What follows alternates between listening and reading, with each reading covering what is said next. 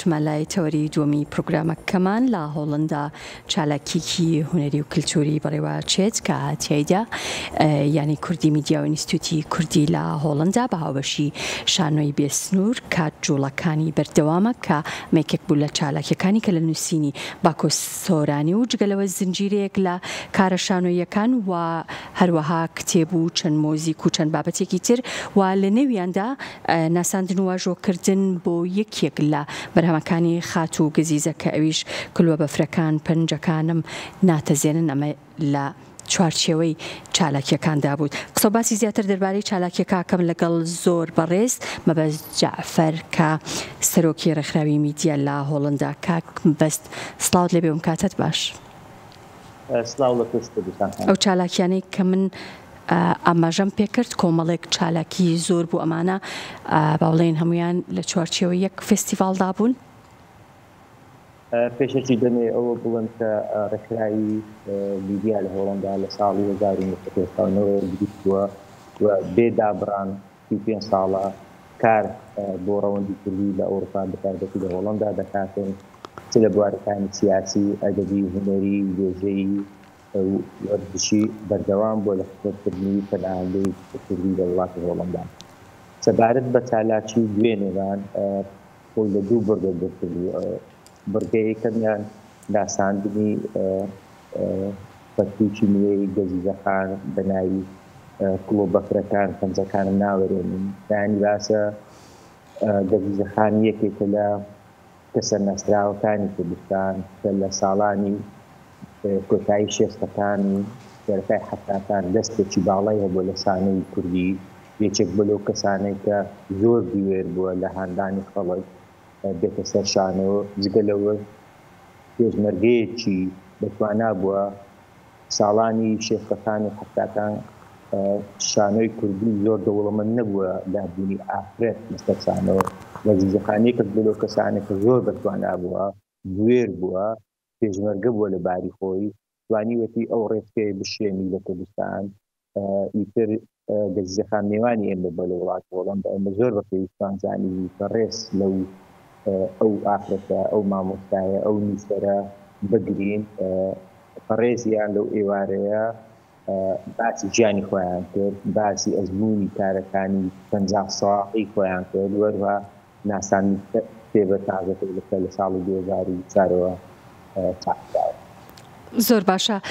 ئەو بەرهەمەی کە واژۆکردن و بڵاوکردنەوەتان بۆ کرد کە یەکێک لە بەرهەمەکانی خات و گەزیزەیە هۆکارەکەی ئەوە بوو کە بەرهەمی خانمێکە یاخود یەکێک لە شانۆکارە سەرکەوتوەکانە کە ئەزمموونێکی گەورەی لابەرە و پێشبردننی شانۆ لە کوردستان هەبووە.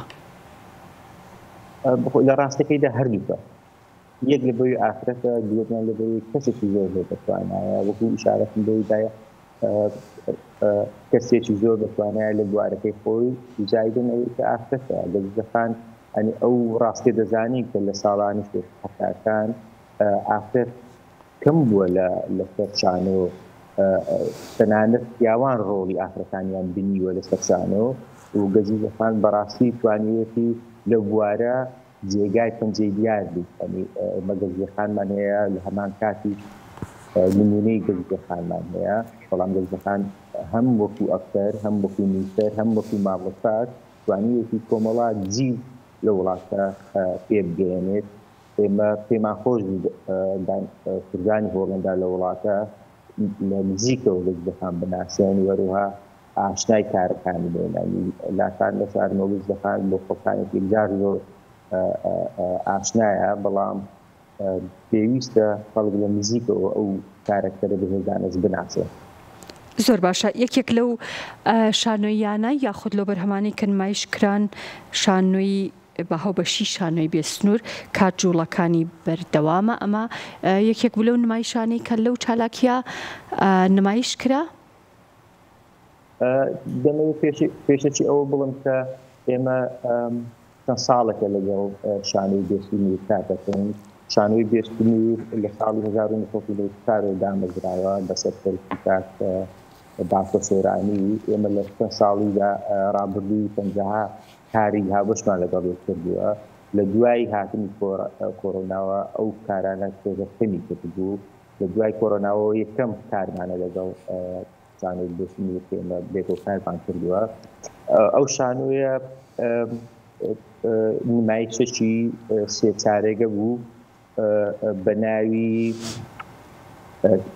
کات چرکەکانی بەردەوامە کە بە زمانی هۆڵندی و زمانی کوردی پێشکەشەکرا زۆر گرنگ لە لای ئێمەکە بە هەردوو زمانی کوردی هۆڵندی پێشکەشەکرا جگە لە ئامادەوانی کورد چەندەها هۆڵندیش لەو هۆڵە ئامادەبوونیان هەبوو گرنگ لە لای ئێمەکە بە دوو زمانی جیاواز ئەو شانۆگەری پێشکەشکرا. زۆر باشە پێم وابێ جگەلەوە ژۆکردنی کتێبەکەی خات و گەزیزەوە هەروەها ئەو نمایشە شانۆیە چەند چالاکیەکی تری موزیکیش بوونی هەبووە لە ناو فستیڤاڵەکە. ئەوەی جێگای باسە کە لەگەڵ بوونیش کاری شانۆیی بەڕێز ئەمە بەکرد بە ئالێتی کلارنێت بە زاری هەم وەکو سۆڵۆ بە ئامێری مۆسیقا هەم لەگەڵ دەقی شانۆیی پێش بە مۆسیقا لەگەڵمان بەزیاتن بەڵێ. زۆر باشە کۆنتاکتی ئێوە لەگەڵ هونەرمەندانی تێر و لەگەڵ تیپە کوردیەکان بە تایبەتی گروپە شانۆیەکان چۆنە بۆ ئەوەی کە بتوانن شانۆکارانی کورد بە کارەکانیان بتوانن بەشداری بکەن لە چالاکی و لە فستیڤاڵەکانی هۆڵندا.